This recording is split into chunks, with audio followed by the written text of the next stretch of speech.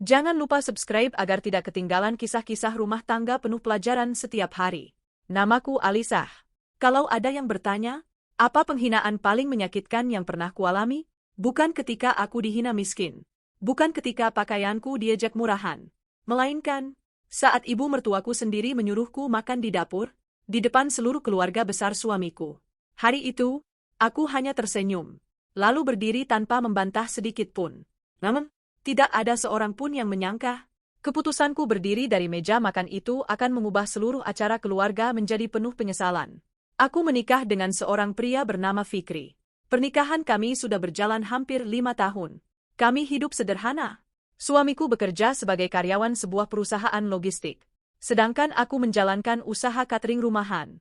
Usahaku memang belum besar. Tetapi dari usaha kecil itulah kami perlahan bisa menabung. Aku tidak pernah malu bekerja dari rumah. Bagiku, rezeki yang halal selalu lebih indah daripada gengsi. Sayangnya, tidak semua orang menghargai usahaku, terutama ibu mertuaku. Namanya Bu Nur. Sejak awal beliau memang tidak menyukaiku. Aku bukan perempuan yang pantas menjadi istri anaknya.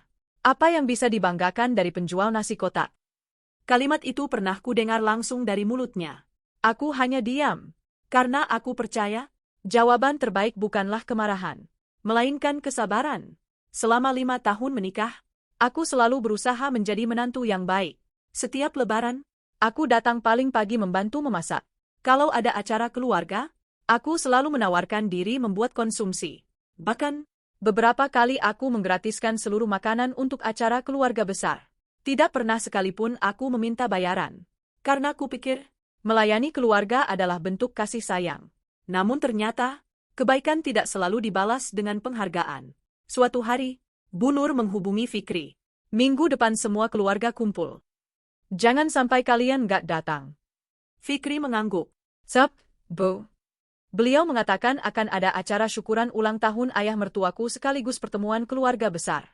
Semua anak, menantu, cucu, paman, bibi, dan kerabat akan hadir.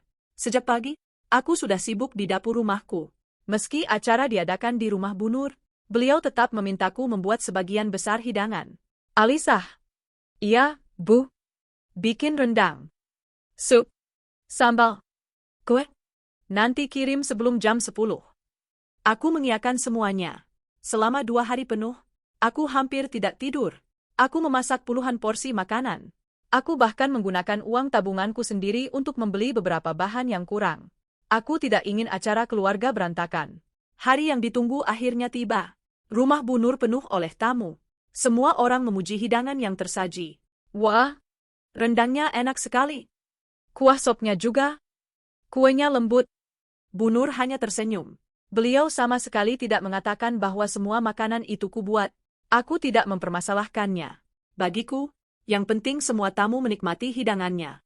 Menjelang makan siang, seluruh keluarga mulai duduk mengelilingi meja makan yang panjang. Aku ikut mendekat. Baru saja hendak menarik kursi, tiba-tiba suara Bu Nur terdengar keras. Aku menoleh. Iya, Bu. Lalu, aku melepaskan tanganku dari kursi itu, dan perlahan berdiri tegak. Tidak ada yang tahu bahwa keputusan sederhana untuk berdiri dari meja makan itu akan menjadi awal dari penyesalan terbesar yang pernah dirasakan Bu Nur di depan seluruh keluarganya. Suasana ruang makan mendadak sunyi. Semua orang memandang ke arahku. Ada yang terlihat tidak nyaman. Ada pula yang memilih pura-pura sibuk mengambil makanan. Sementara Bu Nur tetap berdiri dengan wajah datar. Seolah apa yang baru saja diucapkannya adalah sesuatu yang wajar. Aku menarik napas perlahan. Lalu tersenyum. Baik, Bu. Hanya itu jawabanku. Tidak ada bantahan. Tidak ada nada tinggi. Tidak ada air mata yang kutunjukkan. Aku melepaskan tangan dari sandaran kursi. Kemudian melangkah menjauh dari meja makan. Saat aku berjalan menuju dapur, aku sempat mendengar beberapa bisikan. Kasihan Alisah. Padahal semua masakan hari ini katanya dia yang bikin. Iya. Kalau aku jadi dia, pasti sudah pulang. Aku tetap berjalan. Aku memilih tidak menoleh. Karena aku tahu, semakin aku menunjukkan rasa sakit, semakin besar kepuasan orang yang ingin merendahkanku. Sesampainya di dapur, aku melihat beberapa ibu yang membantu mencuci piring. Salah satunya adalah Bu Rina, tetangga Bu Nur. Beliau langsung menghampiriku. Alisah, Kamu nggak apa-apa? Aku tersenyum kecil. Nggak apa-apa, Bu. Pau, dadaku terasa sangat sesat. Bu Rina menggeleng pelan. Saya dengar semuanya. Harusnya kamu duduk di depan. Semua makanan ini hasil kerja kerasmu. Aku hanya menjawab pelan. Biarlah, Bu. Mungkin memang begitu keinginan ibu mertua. Bu Rina menatapku dengan rasa iba. Kesabaranmu luar biasa. Aku lalu mengambil piring kosong. Berniat mengambil nasi secukupnya. Namun saat membuka tudung saji, aku terdiam. Hampir semua lauk sudah habis. Yang tersisa hanya sedikit nasi dingin, beberapa potong tempe, dan kuah sayur. Aku tersenyum pahit. Ironis sekali, aku yang memasak sejak 2 hari lalu, justru mendapat bagian paling akhir. Saat itulah, ayah mertuaku, Pak Hadi, masuk ke dapur. Beliau terlihat kebingungan. Alisah. Iya, Pak? Kok kamu di sini? Aku menjawab pelan. Ibu menyuruh saya makan di dapur. Pak Hadi mengernyit. Kenapa? Aku tidak ingin memperkeruh suasana. Katanya meja depan untuk keluarga inti. Pak Hadi langsung terdiam. Wajahnya berubah. Beliau menoleh ke arah ruang makan. Lalu kembali menatapku. Tanpa berkata apa-apa, beliau keluar lagi. Di ruang makan, Pak Hadi langsung bertanya kepada istrinya. Bu Nur? Iya. Kenapa Alisah makan di dapur? Bu Nur menjawab santai. Biar di sana saja. Di sini sudah penuh. Padahal, masih ada 2 kursi kosong di ujung meja. Beberapa anggota keluarga saling berpandangan. Mereka tahu alasan itu tidak benar. Pak Hadi berkata pelan namun tegas. Dia juga keluarga. Bu Nur tersenyum tipis. Ah, cuma soal tempat makan. Nggak usah dibesar-besarkan. Fikri masih diam. Ia terus menatap piringnya. Sikap diam suamiku itulah yang justru paling melukai hatiku. Di dapur, aku mulai menyuapkan nasi sedikit demi sedikit. Entah kenapa, rasanya hambar. Bukan karena masakannya, melainkan karena harga diriku terasa diinjak-injak. Aku teringat perjuanganku 2 hari terakhir. Bangun sebelum subuh. Mengulek bumbu. Memasak puluhan porsi. Mengantar makanan dengan mobil sewaan. Semua kulakukan dengan senang hati. Namun balasannya, hanya 1 kalimat. Kamu makan di dapur saja. Beberapa menit kemudian, ponselku bergetar. Ternyata pesan dari pelanggan tetap cateringku. Bu Alisah, terima kasih ya. Makanan untuk acara kantor kemarin luar biasa. Bos kami sampai minta nomor ibu karena ingin kerja sama rutin. Aku membaca pesan itu berkali-kali. Di luar sana, orang-orang menghargai hasil kerjaku. Tetapi di dalam keluargaku sendiri, aku justru dianggap tidak pantas duduk satu meja. Tak lama kemudian, seorang pria berpakaian rapi datang ke rumah Bu Nur. Ia membawa sebuah map. Permisi. Saya mencari Bu Alisah. Aku terkejut. Ada apa ya, Pak? Pria itu tersenyum sopan. Saya dari perusahaan tempat kami memesan catering minggu lalu. Kami ingin bertemu langsung dengan Ibu. Ada penawaran kerjasama yang ingin kami sampaikan. Suara pria itu terdengar cukup keras. Beberapa tamu di ruang makan mulai menoleh ke arah dapur. Termasuk Bu Nur. Beliau tampak heran. Belum ada seorang pun yang menyadari bahwa kedatangan tamu itu akan membuka fakta tentang siapa sebenarnya Alisah. Dan membuat Bu Nur berharap bisa menarik kembali kalimat yang baru saja ia ucapkan di depan seluruh keluarga. Semua orang yang sedang makan langsung menoleh ke arah dapur. Suasana yang tadinya penuh obrolan, mendadak hening. Pria berpakaian rapi itu kembali bertanya, "Mah, apakah benar Ibu Alisah ada di sini?" Aku berdiri perlahan. "Iya, saya Alisah." Pria itu langsung tersenyum ramah. "Syukurlah. Akhirnya saya bertemu langsung dengan Ibu." Bu Nur ikut menghampiri. Dengan wajah sedikit bingung beliau bertanya, "Maaf, Bapak ini siapa?" Pria itu mengeluarkan kartu nama. "Saya Andi, manajer operasional PT Citra Nusantara. Kami pernah memesan catering dari Bu Alisah untuk acara perusahaan minggu lalu." Beberapa anggota keluarga mulai saling berpandangan. PT Citra Nusa? Itu perusahaan besar, kan? Iya. Katanya sering menangani acara skala nasional. Bisik-bisik mulai terdengar. Pak Andi tersenyum ke arahku. "Bu Alisah, direktur kami sangat puas dengan kualitas makanan dan pelayanannya. Kami ingin menawarkan kerja sama jangka panjang." Aku sedikit terkejut. "Kerja sama?" "Iya. Kami berencana memakai jasa catering ibu untuk seluruh kegiatan perusahaan. Aku membelalak. Benarkah? Pak Andi mengangguk. Bukan hanya acara kantor, tapi juga seminar, pelatihan, dan pertemuan klien. Jantungku berdegup semakin cepat. Aku sama sekali tidak menyangka. Pak Andi lalu membuka map yang dibawanya. Di dalamnya terdapat proposal kerjasama. Kami sudah menyiapkan draft awal. Kalau ibu berkenan, kita bisa berdiskusi minggu depan. Aku menerima map itu dengan tangan sedikit gemetar. Terima kasih banyak, Pak. Saya benar-benar tidak menyangka.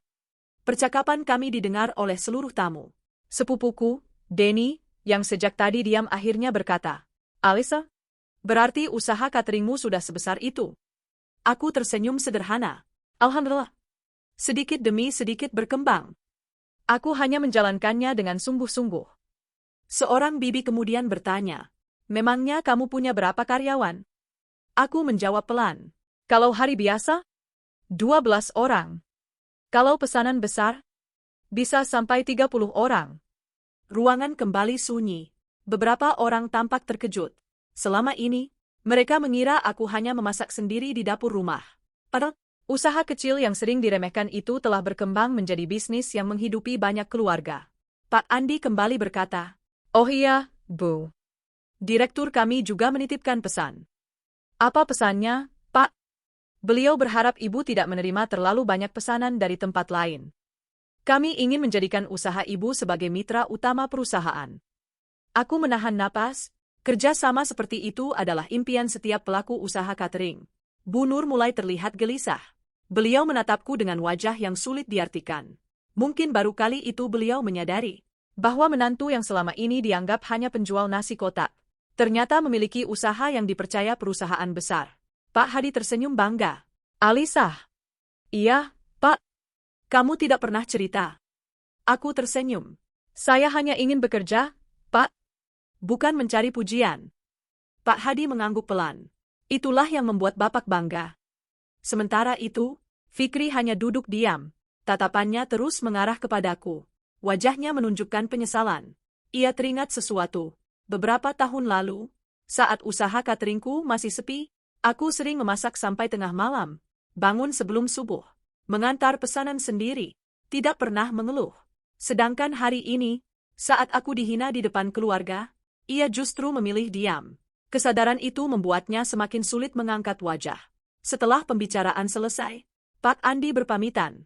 Namun sebelum pergi, beliau berkata dengan suara yang cukup keras hingga didengar semua orang. Bu Alisah. Iya, Pak. Kami memilih bekerja sama dengan ibu bukan hanya karena masakannya enak, tapi karena kami melihat kejujuran dan tanggung jawab ibu. Orang seperti ibu sangat sulit ditemukan. Aku tersenyum haru. Terima kasih atas kepercayaannya. Mobil Pak Andi pun pergi. Suasana kembali sunyi. Tidak ada lagi yang membahas soal tempat duduk. Tidak ada lagi yang menertawakan pekerjaanku. Semua orang justru memandangku dengan cara yang berbeda. Aku tidak merasa menang.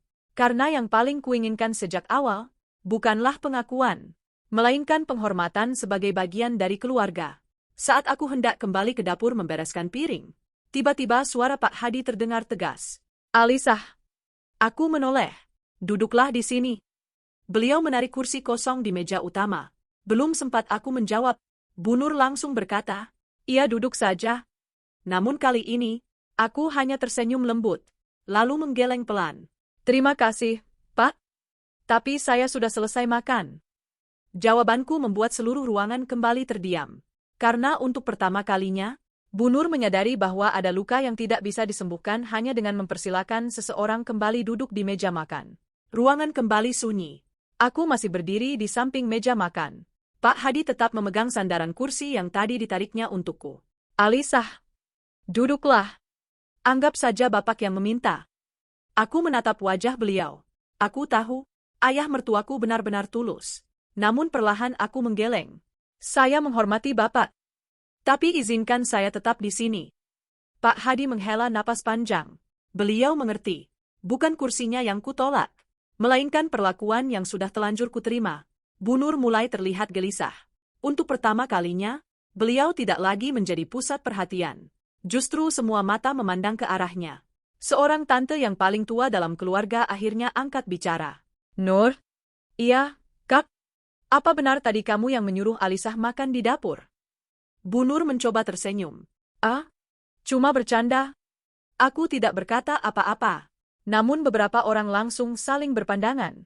Karena semua yang hadir tahu, nada suara Bu Nur tadi sama sekali bukan bercanda. Sepupu Fikri yang bernama Dimas ikut berbicara. Maaf, Tante. Kalau bercanda, kenapa Tante bilang meja ini hanya untuk keluarga inti? Bu Nur mulai kehilangan kata-kata. Itu, maksudnya? Beliau tidak mampu melanjutkan kalimatnya. Saat itulah, Bu Rina yang sejak tadi membantu di dapur keluar membawa beberapa piring. Beliau berkata pelan. Maaf saya ikut bicara. Tapi saya melihat sendiri. Bu Alisah benar-benar makan sendirian di dapur. Dan lauk yang tersisa tinggal sedikit. Suasana semakin canggung. Beberapa tamu langsung menundukkan kepala. Pak Hadi akhirnya berdiri. Suaranya tenang, namun penuh wibawa. Teman-teman, saya ingin mengatakan sesuatu. Semua langsung diam. Hidangan yang kalian puji sejak tadi. Rendang, sop, kue, sambal. Semuanya dibuat oleh Alisah. Bukan oleh istri saya. Ruangan langsung dipenuhi suara pelan. Serius? Pantas enak. Luar biasa. Pak Hadi melanjutkan, dia mengerjakannya hampir 2 hari. Bahkan memakai uangnya sendiri untuk menutup kekurangan bahan. Aku langsung menoleh. Pak? Beliau mengangkat tangan. Biarkan Bapak bicara. Pak Hadi memandang seluruh keluarga. Kalau hari ini acara ini berjalan lancar? Salah satu alasannya adalah kerja keras Alisah. Tapi setelah semua itu, dia justru disuruh makan di dapur. Kalimat itu terasa seperti tamparan. Tidak ada lagi yang berani membela Bu Nur. Aku melihat Fikri. Suamiku masih menundukkan kepala. Tiba-tiba, ia berdiri. Semua orang memandang ke arahnya. Ia berjalan perlahan menghampiriku. Lalu berkata dengan suara pelan. Alisah? Aku menatapnya. Maafkan aku. Air mataku mulai menggenang. Namun aku tetap diam. Fikri melanjutkan. Aku melihat semuanya. Aku mendengar semuanya. Tapi aku memilih diam. Itu kesalahan terbesar yang pernah kulakukan sebagai suami. Ruangan kembali hening. Aku terlalu takut menyakiti perasaan ibu. Sampai aku lupa, aku sedang membiarkan istriku disakiti. Aku menutup mata beberapa detik. Kalimat itu memang yang paling ingin kudengar. Bukan pembelaan, melainkan kesadaran. Fikri lalu menoleh kepada ibunya.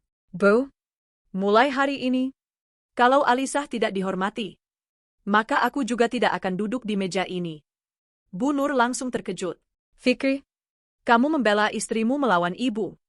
Fikri menggeleng. Bukan, Bu. Aku sedang menjalankan kewajibanku. Karena setelah menikah, istri adalah amanah yang harus kulindungi. Pak Hadi mengangguk pelan. Itu baru jawaban seorang suami. Air mata Bu Nur mulai jatuh. Namun suasana sudah berubah. Tidak ada lagi yang memihaknya. Semua orang mulai memahami bahwa persoalan hari itu bukan sekadar tempat makan, melainkan soal harga diri seorang menantu yang selama bertahun-tahun diperlakukan seolah tidak pernah menjadi bagian dari keluarga. Aku menarik napas panjang, kemudian berkata dengan tenang, Bu Nur menatapku. Saya tidak pernah meminta dipuji.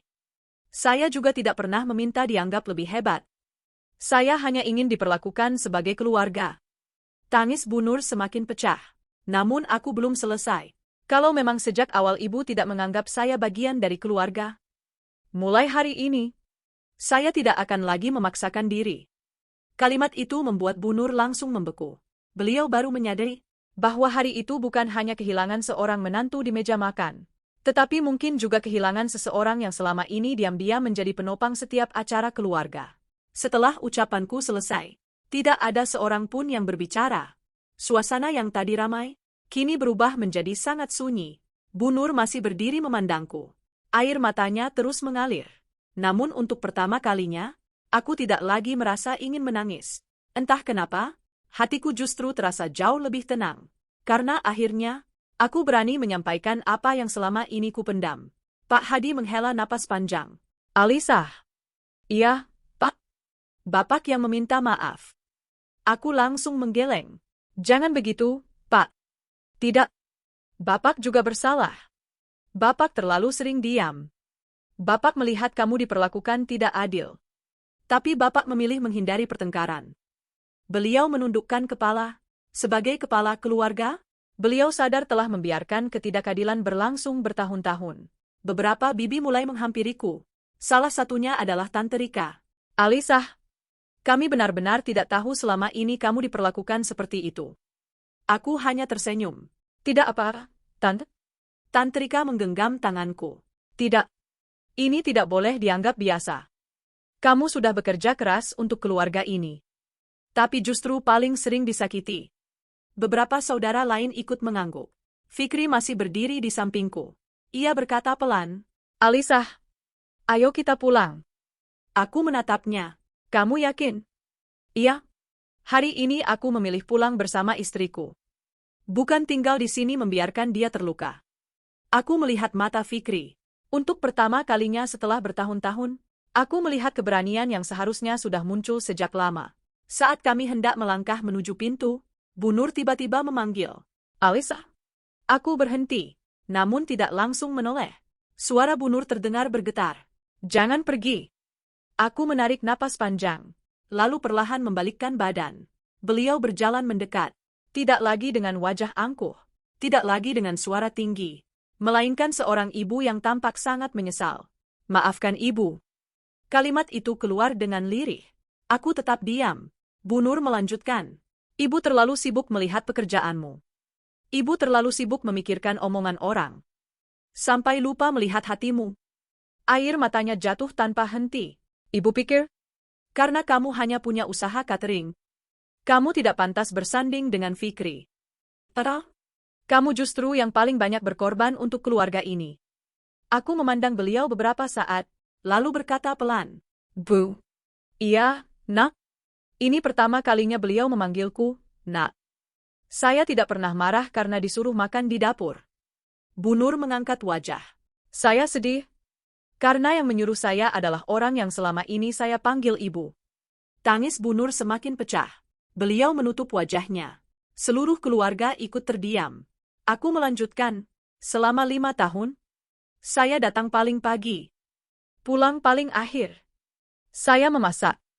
Saya membantu. Saya tidak pernah menghitung tenaga maupun biaya. Bukan supaya dipuji, tapi karena saya ingin menjadi bagian dari keluarga ini. Ternyata, selama ini saya hanya dianggap orang luar. Kalimat itu membuat beberapa saudara ikut menyeka air mata. Tiba-tiba, Bu Nur melakukan sesuatu yang tidak pernah kubayangkan. Beliau memegang kedua tanganku. Lalu, di depan seluruh keluarga besar, beliau berlutut. Bu. Pak Hadi langsung berusaha mengangkatnya. Namun Bu Nur menggeleng. Biarkan. Beliau menatapku sambil menangis. Ibu sudah terlalu banyak melukai kamu. Kalau hari ini ibu harus merendahkan ego ibu, itu belum sebanding dengan luka yang kamu rasakan. Aku langsung ikut berjongkok. Bu, jangan seperti ini. Aku memegang tangan beliau. Bangun, Bu. Beliau akhirnya berdiri. Namun tangisnya belum berhenti. Fikri memelukku dari samping. Lalu berkata kepada semua orang, hari ini saya belajar satu hal. Seorang istri tidak membutuhkan suami yang hanya bekerja mencari nafkah. Dia juga membutuhkan suami yang berani berdiri di sampingnya saat diperlakukan tidak adil. Aku terlambat menyadarinya. Tapi aku berjanji, aku tidak akan mengulanginya lagi. Aku menoleh kepadanya. Tidak ada kata-kata, hanya sebuah anggukan kecil. Karena bagiku, janji tidak lagi cukup. Yang kubutuhkan adalah bukti. Sebelum pulang, aku menghampiri meja makan yang tadi kutinggalkan. Kursi itu masih kosong. Belum ada yang mendudukinya. Aku tersenyum kecil. Bukan karena akhirnya kursi itu menjadi milikku, melainkan karena aku sadar, harga diriku tidak pernah ditentukan oleh di mana aku duduk, melainkan oleh bagaimana aku menghargai diriku sendiri. Namun, beberapa minggu setelah kejadian itu, Bu Nur melakukan sesuatu yang sama sekali tidak pernah kuduga. Sesuatu yang membuat seluruh keluarga kembali berkumpul. Dan kali ini, beliau sendiri yang berdiri di depan semua orang untuk mengakui kesalahannya dan memberikan penghormatan yang selama ini tidak pernah beliau berikan kepadaku. 3 minggu berlalu sejak acara keluarga itu. Sejak hari itu, aku memilih lebih banyak fokus pada usahaku. Pesanan catering semakin ramai. Kerja sama dengan perusahaan yang ditawarkan Pak Andi akhirnya resmi berjalan. Aku menambah beberapa karyawan baru. Bukan karena ingin membuktikan sesuatu kepada keluarga suamiku, melainkan karena aku ingin semua orang yang bekerja bersamaku ikut merasakan manfaat dari usaha yang kami bangun bersama. Sementara itu, hubunganku dengan Fikri perlahan mulai membaik. Ia benar-benar menepati janjinya. Setiap ada masalah, ia tidak lagi diam. Ia mulai belajar menjadi suami yang melindungi, bukan hanya mencintai. Suatu malam, ia berkata kepadaku, "Alisah, iya, aku masih menyesal. Karena aku membiarkan kamu berdiri sendirian hari itu." Aku tersenyum tipis. "Yang penting sekarang kamu sudah belajar." Fikri mengangguk. "Aku tidak ingin anak-anak kita nanti melihat ayahnya diam saat ibunya disakiti." Kalimat itu membuat hatiku menghangat. Beberapa hari kemudian, Pak Hadi menelepon kami. "Fikri." "Iya, Pak." "Minggu depan datang ke rumah. Ada acara keluarga." Fikri sempat ragu. "Pak, kalau Alisah belum siap." Namun suara Pak Hadi memotong. "Kali ini berbeda. Tolong datang." Hari yang dimaksud pun tiba. Aku datang dengan perasaan campur aduk. Masih ada bayangan saat aku dipermalukan di rumah itu. Saat memasuki halaman, aku melihat seluruh keluarga sudah berkumpul. Bahkan beberapa tetangga dekat juga hadir. Aku mulai bertanya-tanya, acara apa sebenarnya ini? Saat semua orang duduk, Pak Hadi berdiri. Beliau memegang mikrofon. "Terima kasih semuanya sudah datang. Hari ini bukan syukuran. Bukan ulang tahun. Bukan arisan keluarga." "Lalu acara apa, Pak?" tanya salah satu paman. Pak Hadi tersenyum. "Hari ini, kami ingin memperbaiki kesalahan." Semua orang saling berpandangan. Tidak lama kemudian, Bu Nur keluar dari dalam rumah. Namun penampilannya berbeda. Beliau membawa sebuah map dan sebuah bingkai foto. Beliau berjalan perlahan ke depan. Tangannya sedikit gemetar. "Saudara-saudaraku, hari ini saya ingin meminta maaf. Bukan hanya kepada Alisah, tapi kepada kalian semua." Ruangan langsung hening. Aku pernah mengajarkan anak-anakku untuk menghormati orang. Tapi aku sendiri gagal menghormati menantuku. Air mata mulai mengalir di pipi Bu Nur. Beliau lalu membuka map yang dibawanya. Di dalamnya terdapat beberapa lembar kertas. "Itu apa, Bu?" tanya salah seorang bibi. Bu Nur menjawab, "Ini daftar." "Daftar apa?" "Daftar semua bantuan yang pernah diberikan Alisah kepada keluarga." Beliau mulai membacanya satu persatu. "Biaya konsumsi ulang tahun ayah. Gratis. Acara syukuran rumah Dimas. Gratis. Konsumsi pengajian keluarga. Gratis. Makanan saat Tante Rika dirawat di rumah sakit. Gratis. Dan masih banyak lagi." Semakin lama, suara Bu Nur semakin bergetar. Aku sendiri terkejut. Aku tidak pernah menyangka beliau menyimpan semua catatan itu. Bu Nur melanjutkan, "Selama bertahun-tahun, Alisah memberi tanpa pernah menghitung. Sedangkan aku malah menghitung siapa yang pantas duduk di meja makan." Tangis mulai terdengar dari beberapa anggota keluarga. Lalu, Bu Nur mengangkat bingkai foto yang dibawanya. Ternyata, itu adalah foto saat aku sedang memasak di dapur pada acara keluarga beberapa tahun lalu. Beliau berkata, "Selama ini, yang selalu berada di balik suksesnya setiap acara keluarga adalah Alisah. Tapi aku tidak pernah mengucapkan terima kasih." Beliau kemudian berjalan menghampiriku. Di depan semua orang, beliau menggenggam kedua tanganku. "Alisah." "Iya, Bu. Kalau dulu aku menyuruhmu makan di dapur, hari ini, aku ingin kamu duduk di tempat yang paling terhormat." Aku tersenyum lembut, lalu menggeleng pelan. "Bu, saya tidak butuh kursi paling depan." Bu Nur terdiam. "Apa yang kamu inginkan?" Aku menjawab dengan tenang. "Saya hanya ingin dianggap sebagai anak. Bukan sebagai tamu. Bukan sebagai pembantu. Bukan sebagai menantu yang hanya dicari saat dibutuhkan. Melainkan, sebagai keluarga." Tangis Bu Nur pecah. Beliau langsung memelukku erat. "Maafkan Ibu, Nak." Untuk pertama kalinya, pelukan itu terasa tulus. Bukan karena ada tamu. Bukan karena rasa malu. Tetapi karena penyesalan yang benar-benar lahir dari hati. Aku pun membalas pelukannya. "Insya Allah saya memaafkan Ibu. Tapi mari kita sama-sama belajar. bahwa menghormati seseorang tidak ditentukan oleh pekerjaannya, melainkan oleh ketulusan hatinya. Sejak hari itu, tidak ada lagi meja makan yang dibedakan. Setiap acara keluarga, semua duduk bersama. Bu Nur bahkan selalu berkata kepada tamu yang datang, "Ini Alisah, anak perempuan saya. Bukan lagi, ini menantu saya." Kalimat sederhana itu menjadi penghargaan terbesar yang pernah kuterima. Kini aku memahami, penghinaan yang kuterima hari itu memang meninggalkan luka. Namun luka itu juga mengajarkan seluruh keluargaku sebuah pelajaran yang sangat berharga. Bahwa seseorang tidak menjadi mulia karena status, harta, atau pekerjaannya, melainkan karena cara ia memperlakukan orang lain. Dan terkadang, satu kalimat yang menyakitkan seperti, "Kamu makan di dapur saja," justru menjadi awal dari perubahan besar, yang mengembalikan rasa hormat, kasih sayang, dan keutuhan sebuah keluarga.